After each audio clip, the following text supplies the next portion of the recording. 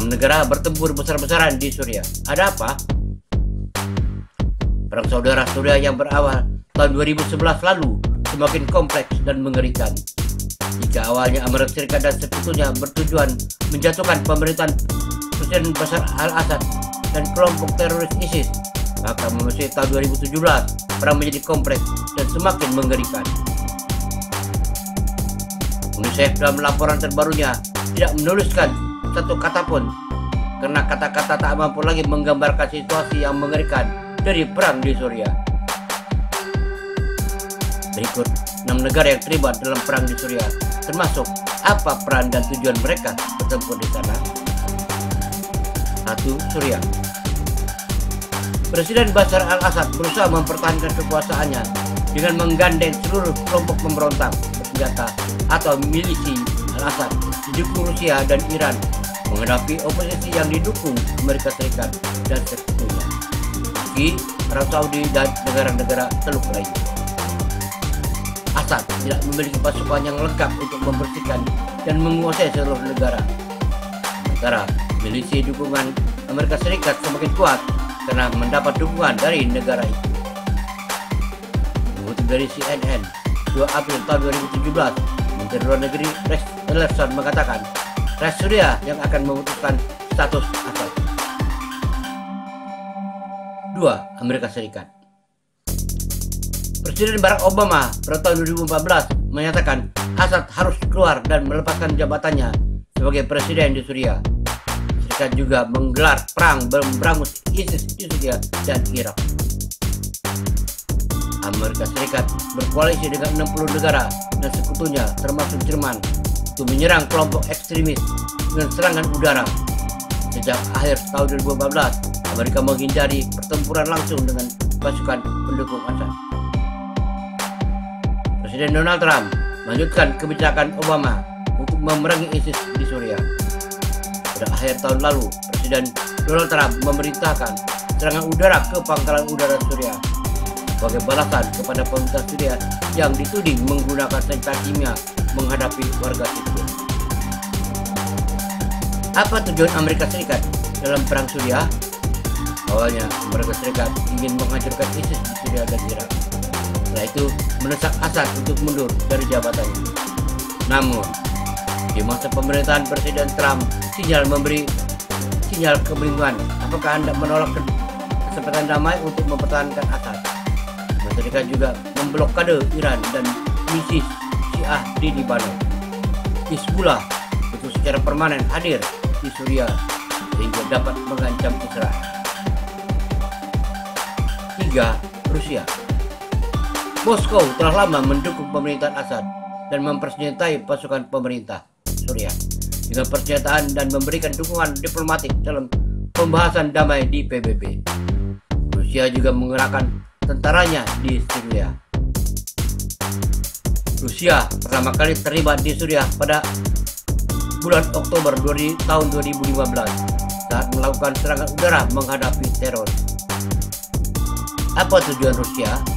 Moskow ingin Assad tetap berkuasa dan mengamankan pengaruhnya di kawasan itu. Suriah juga sekutu terdekat Rusia di Timur Tengah. Rusia juga memiliki pangkalan militer di Latakia dan pangkalan angkatan laut di kota pelabuhan Tartus. Para pemimpin Rusia mendukung perjanjian damai faksi-faksi moderat Suriah untuk mendukung Assad tetap memegang kekuasaan di negara itu, dan dukungan pemberian otonomi terbatas untuk beberapa pasukan oposisi di wilayah tertentu di Suriah. Pada tahun 2017, Rusia mensponsori pembicaraan antara pemerintah Suriah dengan oposisi di Astana, Kazakhstan, Iran, dan Turki. Ikut serta dalam pembicaraan yang membahas pembentukan zona bebas konflik dan menjembatani pembicaraan politik. 4. Turki. Sejak awal perang, Turki menjadi pendukung utama oposisi di Suriah. Turki bergabung dengan sejumlah faksi non-Kurdi oposisi Suriah termasuk Angkatan Bersenjata Pembebasan Suriah atau FSA. Turki sebagai koalisi Amerika Serikat bertempur lewat udara memberangus target-target ISIS di Suriah. Secara sepihak, Turki juga menyerang pasukan Kurdi di utara Suriah dan mengirim pasukan angkatan daratnya memasuki wilayah Suriah untuk menyerang ISIS dan pasukan Kurdi. Apa tujuan Turki bertempur di Suriah? Turki ingin menghancurkan Kurdi dan mencegah Kurdi mendapatkan otonomi setelah perang berakhir. Turki juga menuding tentara Kurdi Suriah sebagai bagian dari Partai Pekerja Kurdi atau PKK yang telah bertempur selama lebih dari 3 dekade di Turki. Akhir-akhir ini sejumlah pemimpin Turki bersikap ambivalen, apakah mendukung Assad dan tetap menjadi presiden atau Suriah atau melancarkannya. 5. Iran.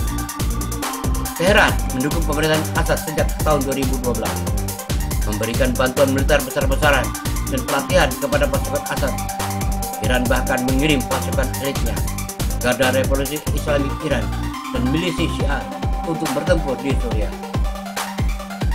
Sekutu Iran di Lebanon, Hizbullah menjadi pendukung utama Assad. Iran secara langsung maupun tidak langsung bertempur melawan faksi-faksi moderat maupun ekstremis di kelompok oposisi Suriah, termasuk ISIS. Apa tujuan Iran di Suriah? Suriah merupakan sekutu lama Iran di Timur Tengah, mempertahankan Assad untuk melawan musuhnya Israel dan Arab Saudi. Teheran juga membutuhkan Suriah untuk mengirimkan senjata ke Hizbullah, musuh Israel di Lebanon. Untuk jangka panjang, Iran ingin memperluas wilayahnya dari Iran ke Lebanon melalui Suriah dan Irak. 6. Arab Saudi. Kementerian Luar Negeri Arab Saudi sepenuhnya mendukung operasi militer Amerika Serikat di Suriah untuk membangun ISIS dan rezim Assad. Arab Saudi merupakan sekutu Amerika Serikat terkuat di Timur Tengah dan pendukung utama sejumlah kelompok pemberontak bertempuran melawan pemerintah Suriah dan ISIS. Apa tujuan Arab Saudi ikut berperang di Suriah?